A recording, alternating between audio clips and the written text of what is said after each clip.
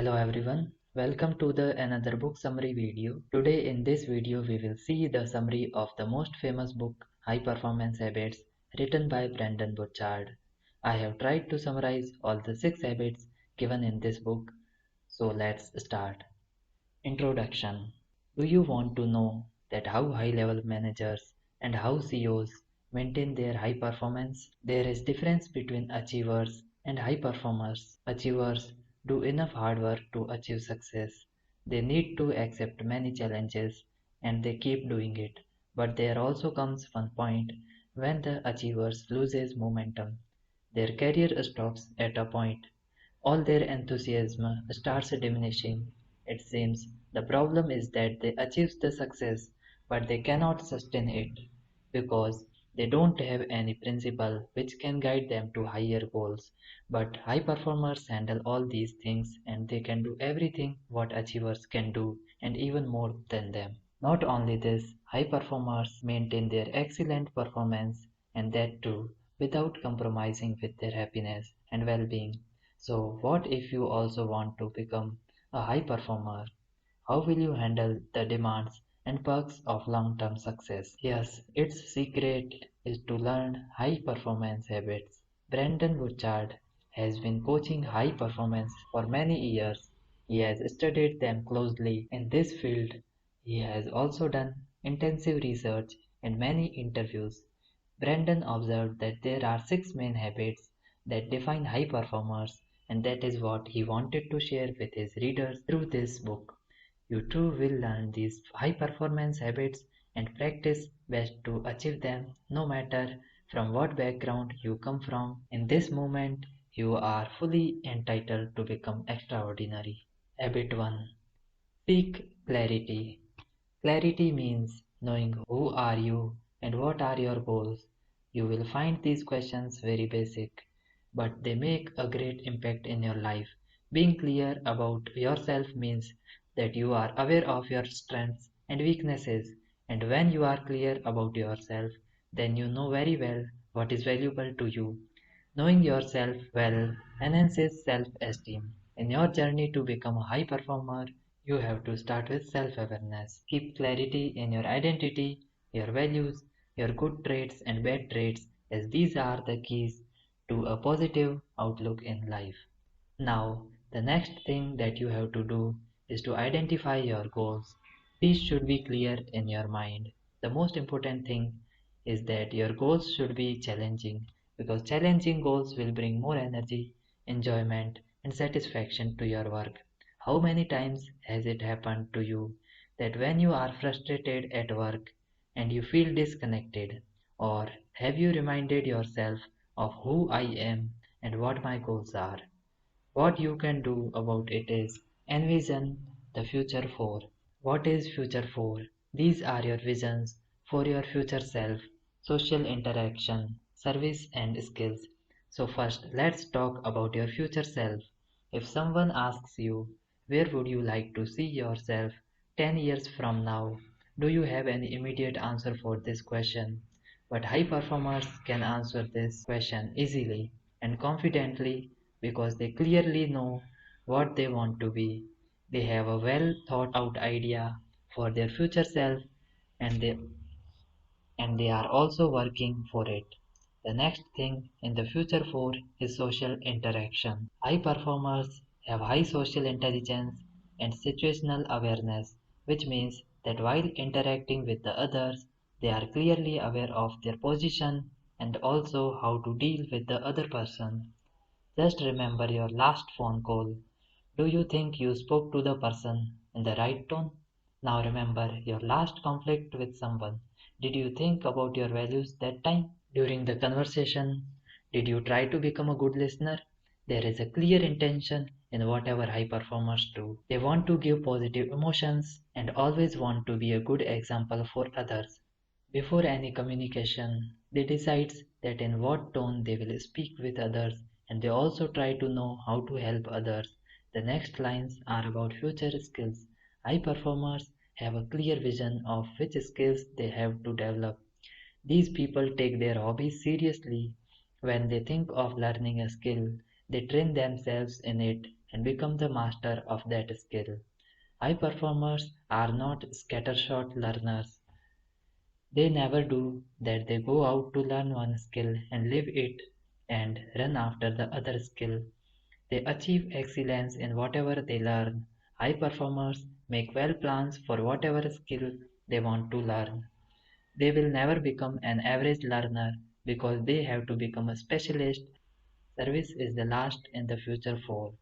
Sometimes when you feel unmotivated and uninspired in the workplace, it is because of your lack of sense of service.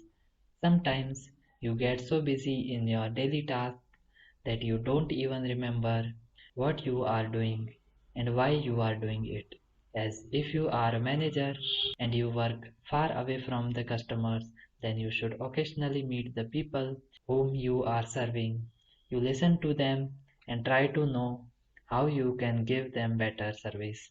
High performers are concerned for others and for the future, and this is the reason why they consistently give their best in the present. Habit 2. Generate energy. For high performers, energy is not just limited to the physical level. They maintain an active body but know the importance of positive emotions and mental alternation. High performers generate energy in a holistic way. They want to be physically, mentally, and emotionally fit so that they can carry a lot of responsibilities. When your energy is low, it affects your entire lifestyle. You feel down, unable to face the challenges. You feel as if life is just passing. If your energy is low, then people will not trust you. You will not get their support, and no one will buy from you or follow you. Brendon found in his research that senior executives and CEOs are always full of high energy. The energy level of these people is the highest in any company, so much that they can be compared to a pro athlete. High energy fills a person with more happiness and success, such as CEO and quarterbacks. You too can achieve this in your life. Imagine a power plant that transforms energy. You should also be like a power plant. You too can generate more energy. Don't wait for anyone else for joy, excitement, motivation, and love in your life. All these positive emotions start with you. It is possible that you can generate high energy whenever you want. And to do this, you can follow the given steps. The first one is release tension, set attention. Brandon has coached many high performers. He has worked closely with them. He observed that poor transition is the reason behind low energy of CEO and other high performers. What is transition? This happens when you change from one task to another. The time you get down from the bed is a transition as you shift from sleep mode to work mode. You take bath, get ready perhaps. You have to prepare your children for school too. Then you reach the office by taking public transport. All this work is also a transition. While working at your desk, you go to attend meetings. This is another transition. When you return home and spend time with your family, you shift from role of an employee to the role of dad or mom. Think of all the transitions that you go throughout the day. Now imagine that you got conflicted with your boss or colleague in a meeting, after which you have to come to your desk and do more paperwork. You may pass your negative energy in your next task, and if you don't take a break, then you will feel washed. In this affair, you will lose your presence of mind. Then, when you return home, you will be so tired that you will not feel like spending time with them. Therefore, for all this not to happen with you, you will have to release your tension. Take some rest before moving on to your next task. You can try to relax by closing your eyes. Take deep breath. Once this tension is released, you can set the intent. Think about the task that you have to do next. What is it that you want to achieve? How can you do this with positivity? The next step to generate energy is to bring the joy. A positive emotion like joy can change a lot in your life. Research has revealed that joy is an indicator of high performance. People who maintain positive emotion are healthy. Their relationships are also better, their income also. Those who bring joy in their performance perform more better. Along with being more compensatory, such people also help others. Neuroscientists have discovered that joy and other positive emotions develop new cells very quickly. On the other hand, negative emotions start destroying our cells. It is not that high performers do not feel negative emotions, they also feel sad, they also feel tired, but the difference is that they bounce back quickly from the rest. They have the ability to cope with negative energy. They can direct their thoughts and return to positive state. Habit 3 is raise necessity. Raise necessity means always feeling the need to take action. You have to get up every morning. You have to fulfill all your responsibilities.